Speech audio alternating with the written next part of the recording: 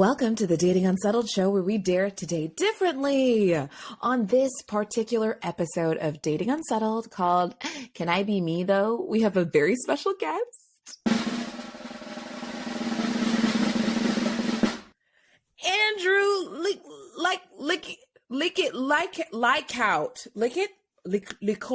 Licout. Ooh, we're almost there. We're almost there. Andrew Licout. Like a haiku. That sounds better than what it actually is. Tell me what it really is. Tell me what's good. It's Licout. And everybody's so disappointed when they hear that. Licout. Yeah. It sounds like a rapper, Lil Coat. Yeah, I get that a lot. A lot of people will be like, oh, I thought your username was Lil Clout for a long time. I'm like, oh, man. That means a lot of people, that's how they first perceive me, as somebody who chose that user. I'm like, it's just my last name. Can't escape it. It's government. It's government. Oh, it's wow. Government. Well, cheers to that. Yeah. Well, welcome, Turncoat, Lil Coat. And I wanted to call this episode Can I Be Me Though? Because you are someone who razzles and dazzles on social media. If you pop over to Licout's Instagram with 1_ on each side, which I'm sure makes it really difficult for people to impersonate you. Really tough. Trying to get that changed. You made it. You made it so tough for them. But you've got over 100,000 followers on Instagram. And you post content that I would describe as comedy because it's funny to me. But do you think of yourself as a comedian? I don't. No. I think because I have the people I follow who I think are funny. Okay. And I view that like I laugh out loud at their things, you know. I view myself maybe I'll call it relatable comedy. Okay, It's more like oh, I get that. Yes. But it's not like I would have never thought of that funny, you know? So maybe maybe like comedy light. like comedy with 0 calories. Yeah. Sugar free. Yeah. That's going in the bio. Low fat. Sugar-free comedy. Oh my God, that's so sweet. Yeah, right now the bio just says New York City and it's got your agency email. Yeah, minimum effort. What's the thought process, if there's one, behind having nothing at all in your Instagram bio other than your city and your business email? I think it's like when people meet you for the first time, if you give them a little bit of information, they have to dig to find out more. So wow. You come to your page, oh, who is this guy? What does he do? Well, let me scroll and find out. Who is this guy? What does he do? I don't even know him. That's unsettling. Well, I'm glad that you're here and we're talking about being you. Your comedy, or your content at least, to me is like very funny. I think of you as someone who really just like gets the modalities, I'm going to make up a word, mundanalities. I know where you're going with it, and I know what you mean by it. Yeah. Right? Things that are just, you just get it. And you also, quote unquote, oh, I hate this on dating apps, but don't take yourself too seriously. Yes. Right? While also it seems like you have a decent amount of self-respect. I hope so. And that would make you potentially a well-balanced human being? Some days. Some other days, not so much. Right now I'm feeling pretty balanced though. Nice. Yeah. Okay, well. But go ahead. No, there's a delay. This is why I love interviews, man. No, but today we're just going to talk about being you. And I really want to listen a lot because I talk a lot on this show, but I think it'll be great to get people's perspective of partnership. The first time I ever heard you talk about partnership on your account is when people were really pressed about your sexuality, like insanely so. And you had some, the pottery video, excuse me. Oh, yeah. It's like watching it. It's like if you see your cousin filming and you kind of like, open the door and then they're like, licking Yeah. pots. You're like, oh, I'm gonna close this door. Yeah. Like that's the feeling it gave me, but that's why I thought the video was really good. It was like, ah, oh Yeah. my god, I share videos before I post them with a select few friends. And that was one where I was like, I need to get a gauge of this, yeah. if this should go live or not. Everybody said no. Everybody was like, please, God, Everybody we was love like, you. they were like, Don't this is a little post too. that. They were like, this is a little too much. And I go, okay, good, post. But sometimes you gotta. I mean, I think people got what the joke was, Right. but hey, whatever. I'm past the point of, if you No like it, you like return. it. If you don't, you don't. If you want to lick inanimate objects, That's unsettling. It is. that's And that was the your goal. That was choice. the goal. Okay. But But what I think that post did though, is like it exposed people. Maybe we'll put it on our feed when your episode drops so that people can see. Yeah. it's been posted. It's been posted around Instagram a few times. A few times. They know the Yeah. one. Did you hear me? Yeah. It's like, you know who I am. Um, Yeah. what that post did is like it's evoking a very strange type of sexuality, but it got people to ask about your sexuality. And you were Mhm. like, why are you so pressed? It's not like you could get in anyway. Like strange people of the internet. Talk to me about that. Yeah.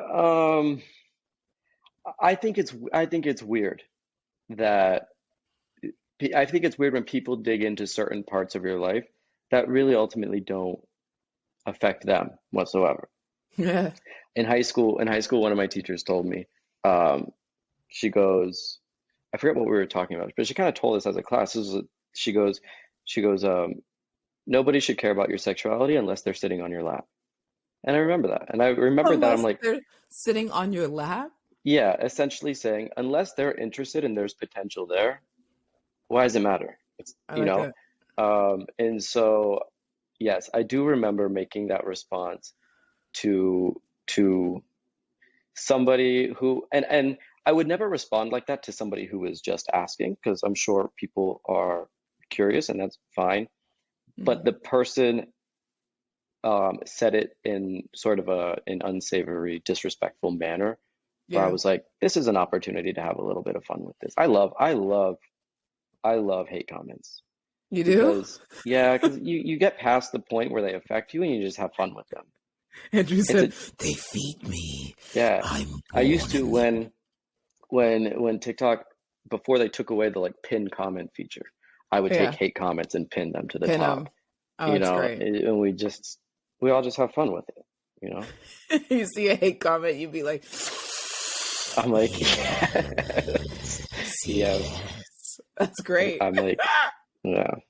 It's a good attitude to have. So, But you didn't really speak about dating for a little bit, and then all of a sudden,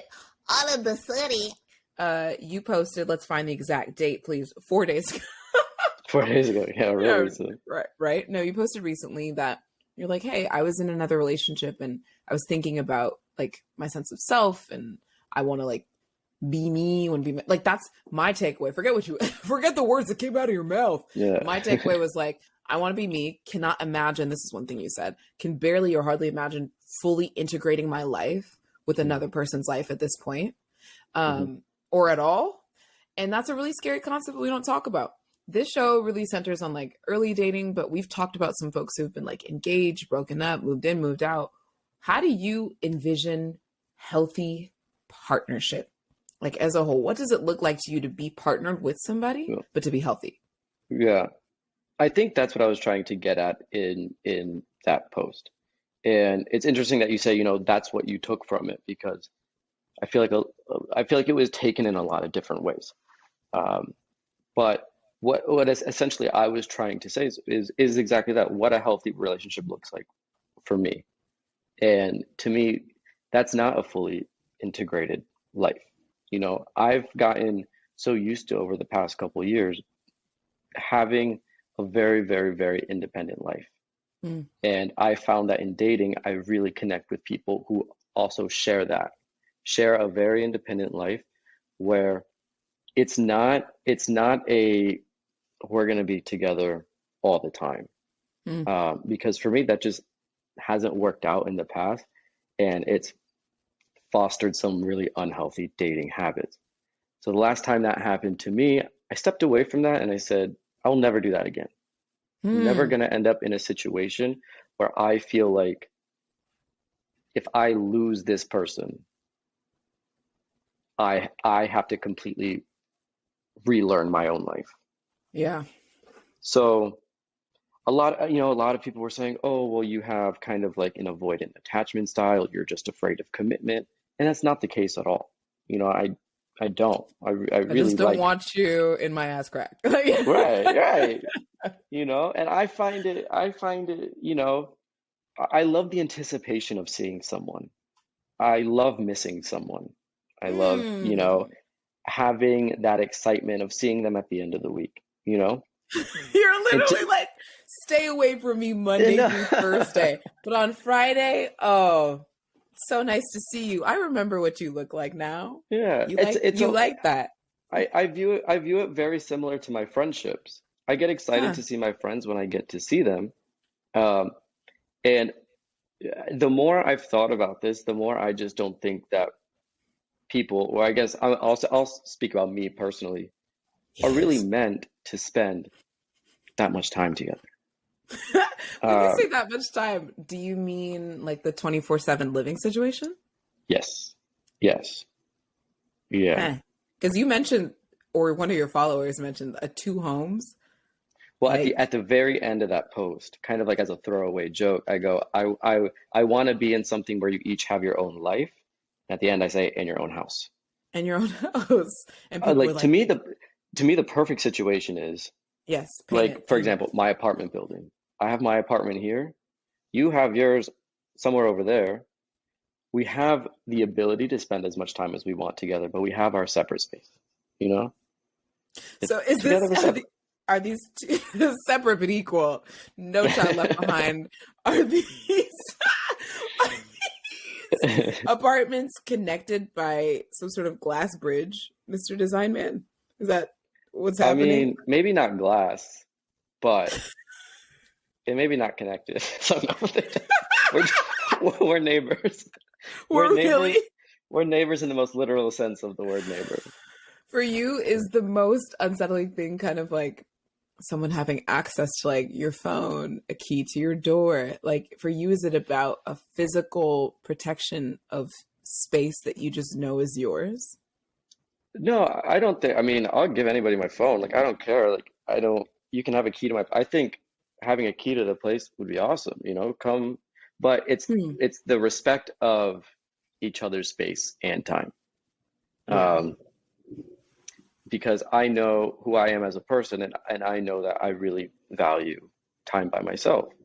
Um, and so, in so I have a background in design.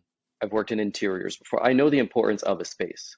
Yeah. And I think it's very important for everybody, if you do live together or not, even within the same house, to have a space dedicated to just yourself. Right. I Whether it's find a that a lot of people bathroom, nowadays find that in a a, bathroom, a in an closet. office. Sure. Um, I'm just taking that A idea steps, a and step stool. yeah, like you have your corner. You have your own stool. Yeah, This yeah, is you have your solitude corner. your stool and this is my stool. Yeah, yeah. Yeah. A So fork. it's just yeah, it's taking that idea and expanding it a little bit, Yeah. That sounds you know, comfy. How does this right? manifest when you are in the really early dating stages or phases? Is this something you communicate out to people? Because I don't know about you, but I could almost wager most people who are dating would assume, yeah, when we get into this, if it's monogamous type of partnership, we're gonna do the, two Yeah, kids and one third gender non-conforming baby that's wrapped in a swath, a dog, fence will be exactly. like most people expect that. So is that something you feel like, oh, let me get ahead of that so you don't get the wrong idea? Um, I'm actually finding as I'm dating a little bit more that a lot of people feel this way. Maybe not exactly Hmm. articulating it how I am, but have this idea of independence in space and own your own two separate lives that cross when they should, and when it's desired. But I do. I mean, I think the most important thing, it's cliche in every relationship, dating, is communication. Don't say It is. It is. Listen, it is. But it is. Listen. Some things are cliche because they're right. But I'm really open and honest upfront about how I operate in dating. I'm sick. Okay. Yep. You know? Yeah. And so yeah, I do. to be. I talk about that, but I also think that I gravitate towards people who are similar. So it's not that dramatic of a conversation. Have you had instances where someone has kind of like read you wrong in a dating situation, and like how have you handled that? No, because I try to not make people have to read me. I'll just tell them. I have had people assume that they could change that. Oh yeah. I'll fix you. Don't worry. Yeah. 8 months with me and you'll be totally different. A few months down the line, when, I wasn't down to spend so much time together, sure, and it became a problem, I said, I told you from the beginning. You're like, Shawty, you knew what it was. I said, listen, I told you. I told you I'm not the type of dude that's gonna be all over you. Like, I'm a real independent dude. Like, you don't even I got business. I got businesses. I got Did you friends. talk to her? This is word for word what I said. I got my own things going on. So like, for you to think that it's all about you and I'm gonna just do everything that you want to do without consideration of me and what I want and the type of person that I am, like, that's rude. Like, for real, I'm not even messing with you like that no more. Like, for real. Now I see why she was really upset. Is that there's a bit of like, I'm not gonna lie, there's a bit of a I understand where you're coming from. I think it's totally valid. There is, however, the F-boy variant of that, right? Which is one that assumes that she assumes she's all that. So it's almost like trying to peg her down by being like, hey, I'm not going to be all over you. I'm not going to be texting you. I'm not. So I think that's where like some women potentially, or people, might get triggered, where it's like, okay, I'm asking for more time from you, right? I'm asking for more warmth. I'm asking for more presence, more affection, more gifts, whatever the language is. And because I understand that this is a wide, wide world, I, as a partner, am entitled to the things that I want, right? And I'm a good person. I put out what I receive, blah, blah, blah. So some people take it as a personal affront, or you trying to peg them down when you're like, listen, I'm not the type of person that's, and what it really is just incompatibility. I think like incompatibility is the source of the villain stories that we see in dating, where somebody's got to be the bad guy, right? It's like, I wanted this and I told him I wanted it. And he said, well, I'm not going to do that. So he's a villain. And that's like a really easy story to tell, rather than just, I ran into somebody who was not willing to give me the things that I wanted. Yeah. Which, and I agree. I mean, the in that specific situation, I straight up asked her, I said, in your ideal world, what does this look like? And she said, you take every like minute of your free time that you have and you call me, you do this. It was to the point where, to me, it felt extreme. It felt extreme. Like, wow. We'll get into this later, but it may surprise you, but I would say one of my love languages is quality time. I do that, for me, that's very important. But in this situation, it was different than that. It wasn't quality time. It was just time. It's just all your time. Anything that is not. I've got to. Yeah. That's unsettling. Anything that is not you in a meeting, or like you paying bills, or you eating food. Even if you're eating food, like, you should be right next to me. That type of energy. Right. That's a lot. So for me, I said, and I'm glad that that's what she told me. And it's not being compatible. And that's what I said, I'm not, I see what you want. Sure. I hope that there is somebody that can give that to you, but I'm not going to pretend that that's me. And that's it.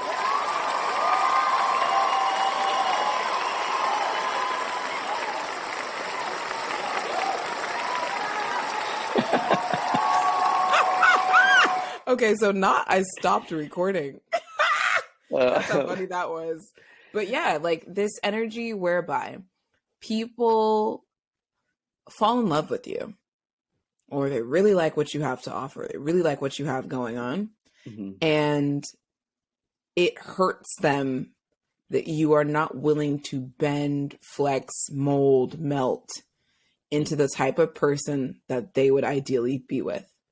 And like that comes to me, sometimes it happens early in dating. Like there were a couple, you know, say NASA or Stanford engineers that I was like, oh, you know, this is the type of person who's, and then I just described all these traits to them based on their affiliation with random institutions that had nothing to do with how they actually were or like behaved, right? So I love that you were a clear communicator in that instance. I think it's worthy of the applause. It seems like bare freaking minimum, bars on the floor, bars in hell. But like sometimes you just don't get that from people, and that leads to like a lack of closure.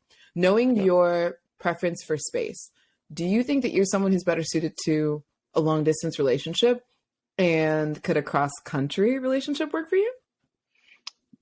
No.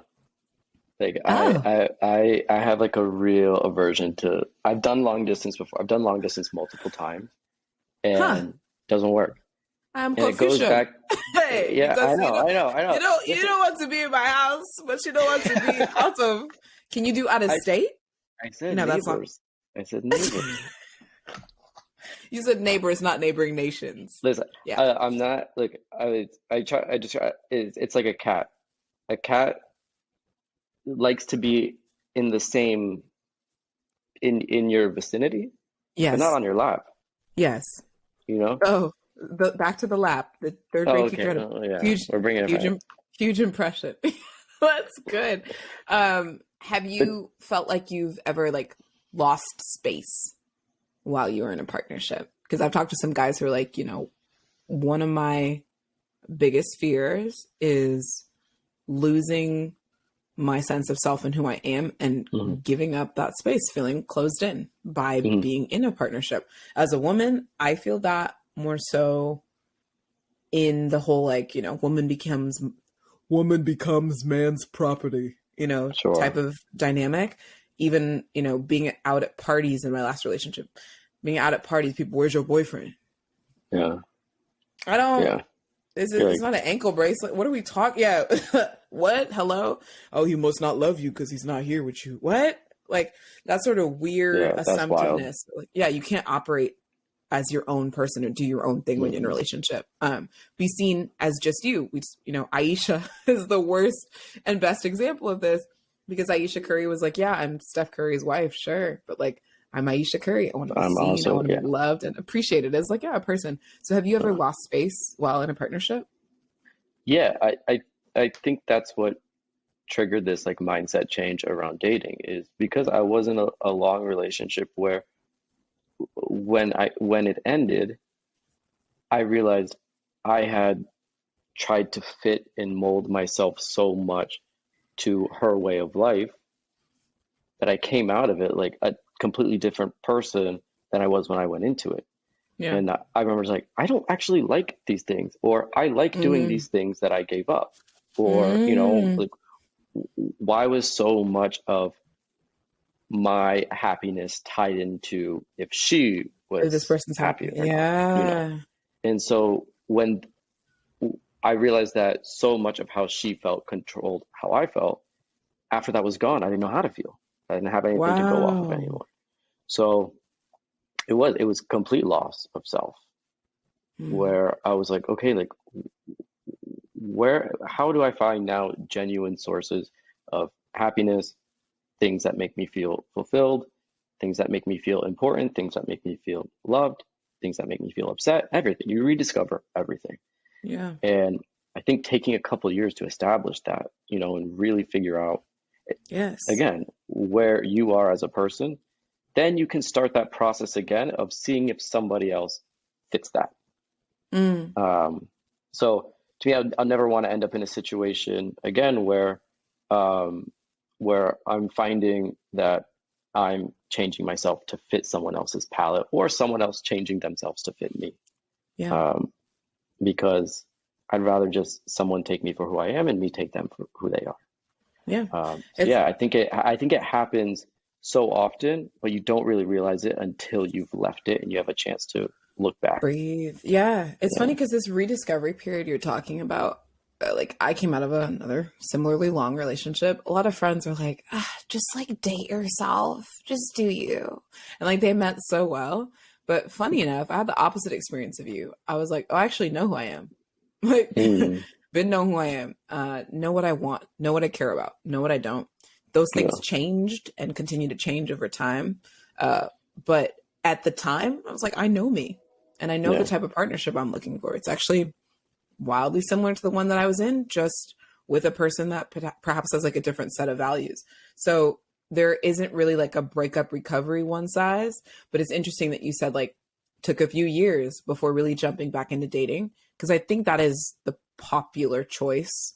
Almost like people think that you should be just as single for as long as you were in the last.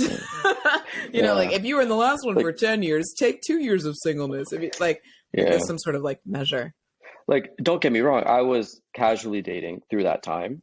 And that was a real big help in figuring out what I liked and what I didn't like, and you know, what I saw myself wanting, but never felt that willingness or that, you know, comfort to really step into something serious again.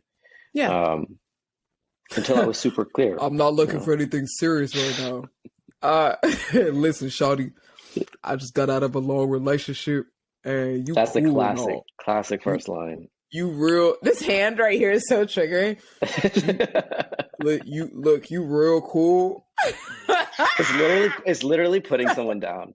It's literally, hey, calm down. Yeah, you real cool and all, but I'm just not ready for that. I'm just not looking for that. Which is funny because I always read it in that, like I said, the F-boy tone. But really, that's just somebody giving you their real truth. Yeah. That's a man telling you like full honesty. Do not expect anything from me. I can give you. Yeah. I've never said anything like that because I've always been open to something happening.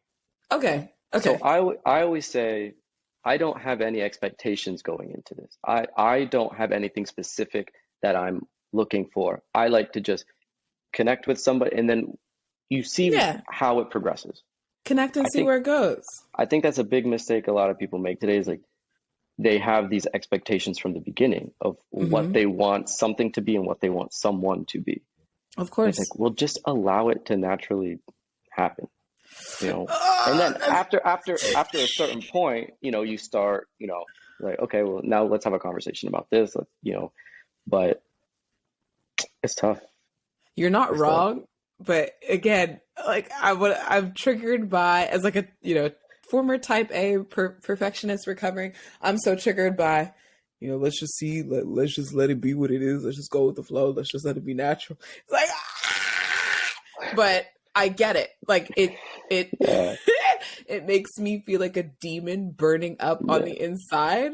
Yeah. Because it's almost like if you tell a woman like relax. Yeah.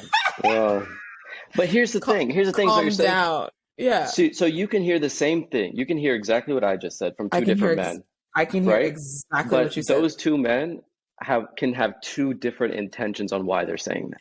And I'll tell by this, because now watching you, if I have my head like this is calm down. But your hand was actually flipped like this. So with this, he's inviting me to see his perspective. Listen. But with this, he's trying to control me. Open palm means, listen, you can see, I'm showing you my cards. I'm being honest here. This means, hey. That's not what it is. Yeah. Keep it clear. I'm right, you're wrong. Yeah. But this is come Draco. That's good stuff.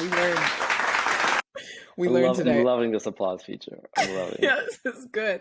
Okay, so you operate in a really highly social media landscape. I don't know if you consume as much as you post. How do your friends, colleagues, comrades, how do their ideas or timelines of dating affect yours? We've been having the great timeline debate here. We had a Pakistani dating episode and chatted about, you know, what's supposed to happen for you by 30. right? Which is a really like immigrant Oh, child type activity. Do right. you have similar timelines in your culture or in your life?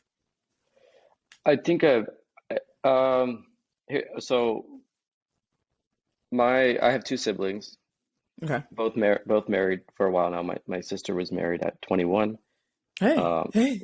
my brother got married at 26, 27, so a little bit Hmm, later. But hmm, I think I separated myself from that a long time ago. hmm. Um, and I don't put any expectation or any timeline on myself. No. Nice. I think that I've seen too many people make rash decisions and it end up not going well to where Yeah. I'm like, why not? If you have the patience to figure out the right thing, wait for it. Like Yeah. what's the rush? If you can swipe around, if you can put in the energy, the effort, the intention, the finances sometimes, the patience, and also the loneliness, which Yeah. is perhaps what gets people to rush. If you can put all of that in and invest and like Yeah. wait and finding the right partner, like why wouldn't you do Yeah. that? Yeah. I mean, I've had very like honest conversations with people who are in similar situations, I guess, where they do find that some of those things can be almost dangerous.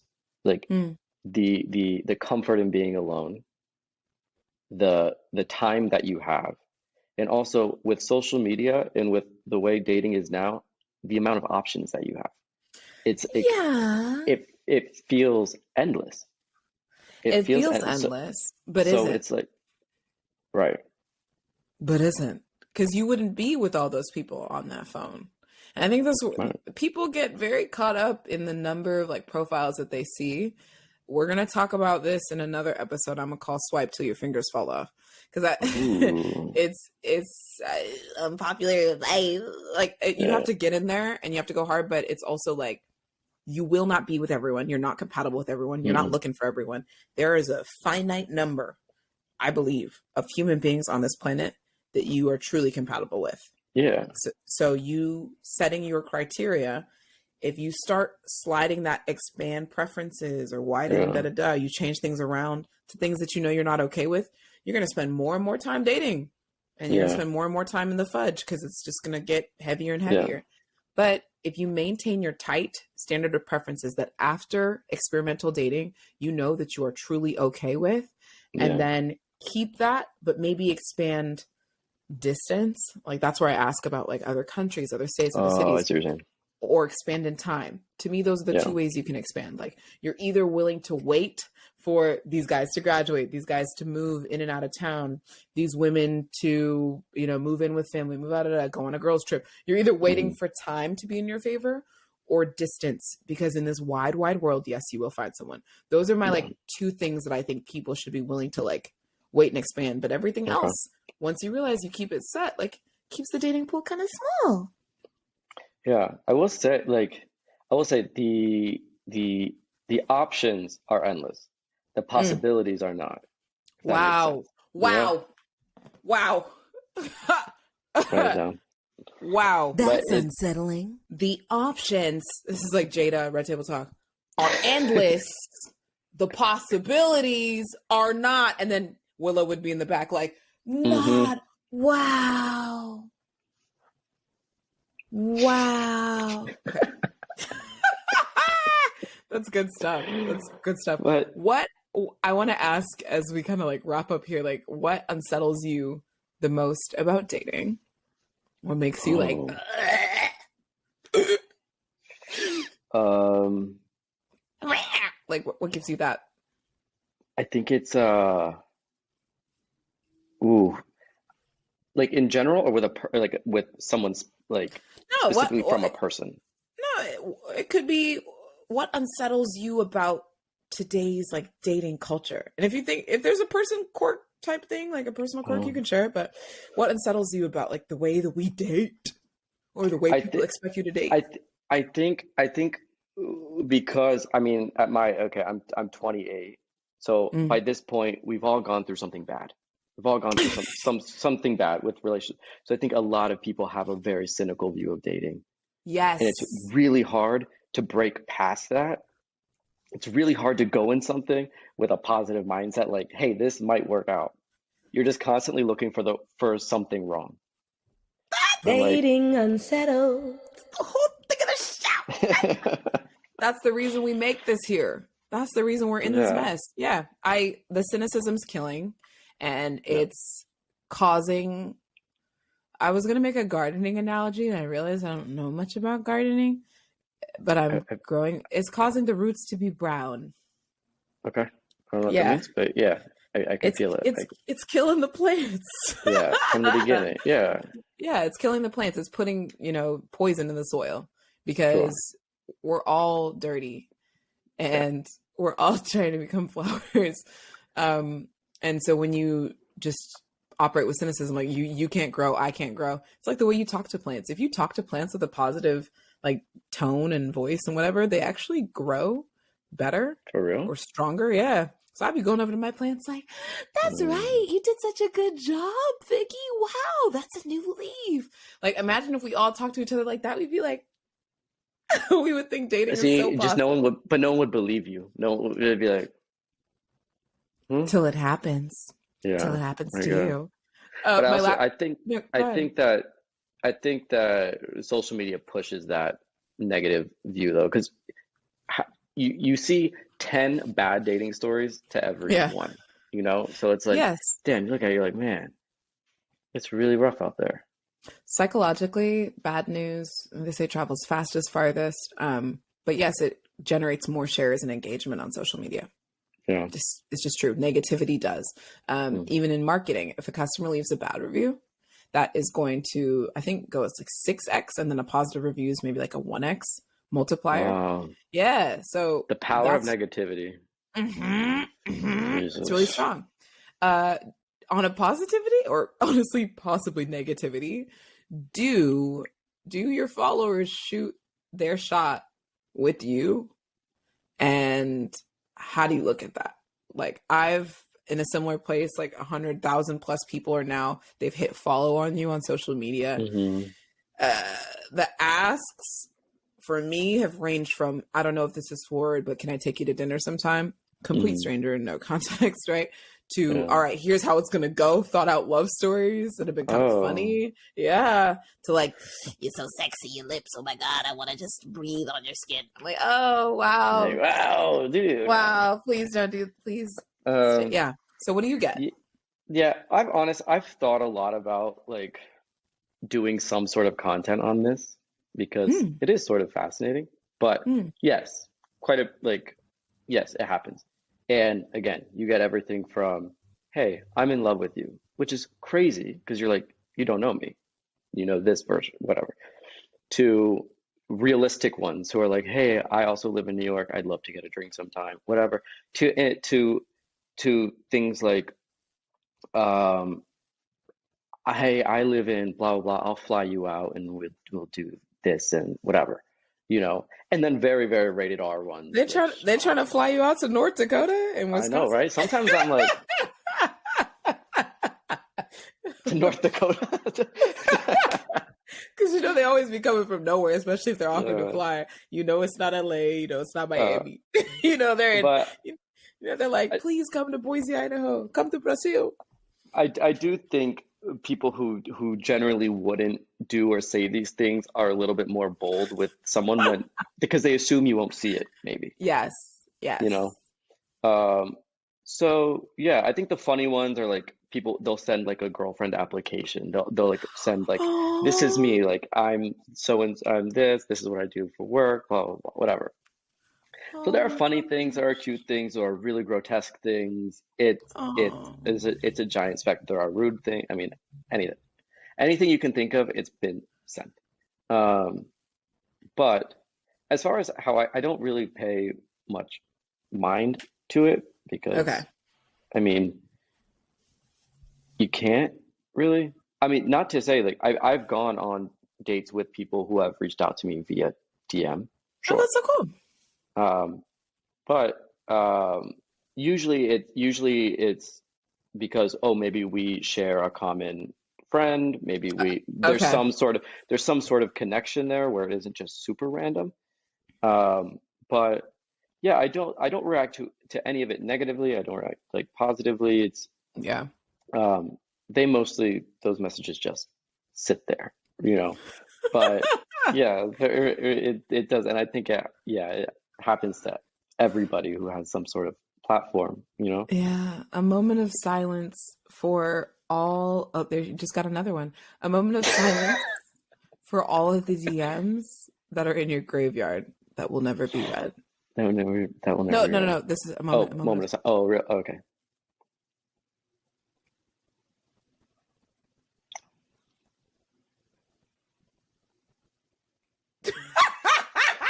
I was checking way before you. I checked like 2 times.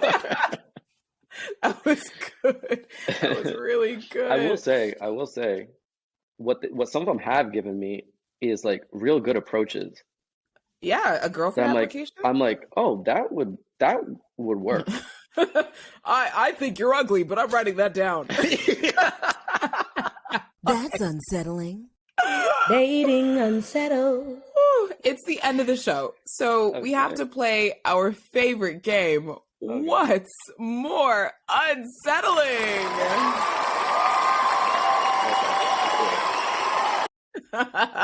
You ready for this one? Yes. Okay, this is where we ask what's more unsettling. So it's kind of like a would you rather. What is more unsettling? Receiving a DM from a follower who's shooting their shot, okay, and they've already purchased a non-refundable round-trip ticket for you to come visit. Oh, okay. Or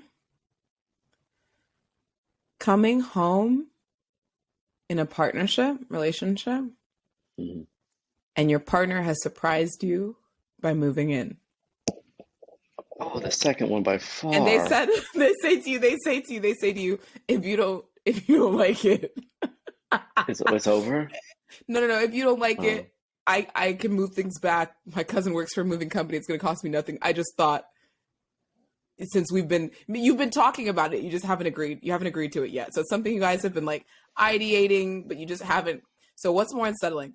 A follower purchasing a round trip ticket for you prepaid, or your partner who knows you've been talking about moving in a way that they can fix? The second one still. That requires such a lack of a conversation happening, like such a misfire. So the first one is just like somebody who is spending unnecessary money on like a weird idea, which is like that is wild to me, but it makes more sense. I love it. I think what's more unsettling to me would actually be, with the type of person I am, what's more unsettling to me would be the follower one. Like the fact that this person, because there's something about getting your money back. It's like if I know, like if they're just like, hey, purchase a round trip ticket, like it's final, but I was willing to do it for you, princess. Like that would finish me. But a partner that like I already like love and care about, if it was just like surprise, but I can undo it, I'd be like, okay, well at least they thought about undoing it in case I didn't like it. That almost feels like saying no to a proposal. It's like where do you go from there? You go to two houses connected by a glass bridge. Dating unsettled. Thanks for listening, Unsettlers. Do you want to read it? Actually, I always read the outro, but do you? Yeah, okay. Let me do it. Okay. I'll give you some music too. Okay. Thanks for listening, Unsettlers. That sounds real. Okay. Thanks for listening, Unsettlers. Follow Dating Unsettled for weekly episodes wherever podcasts are found so you don't miss an episode of your new favorite show. If you can't get enough of me, subscribe to my newsletter at datingunsettled.com. DM me your dating stories on Instagram at datingunsettled. I want to know how it's going for you. See you next week.